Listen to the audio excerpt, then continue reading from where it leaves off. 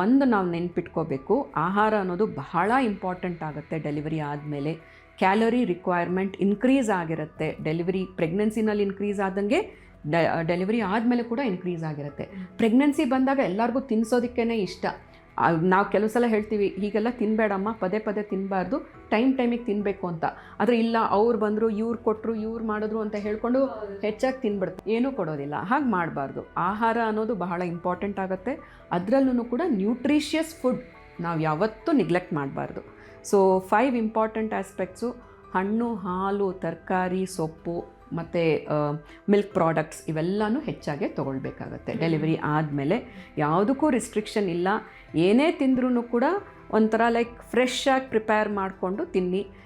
ಮುಂಚೆ ಯಾಕೆ ಹಾಗೆ ಆ ತರಹ ಹೇಳ್ತಾಯಿದ್ರು ಅಂತ ಹೇಳಿದ್ರೆ, ಏನಾದರೂ ಇನ್ಫೆಕ್ಷನ್ ಆಗೋದ್ರೆ ತಾಯಿಗೆ ಬಹಳ ಕಷ್ಟ ಆಗುತ್ತೆ ಟ್ರೀಟ್ಮೆಂಟ್ಗೆ ಅಂತ.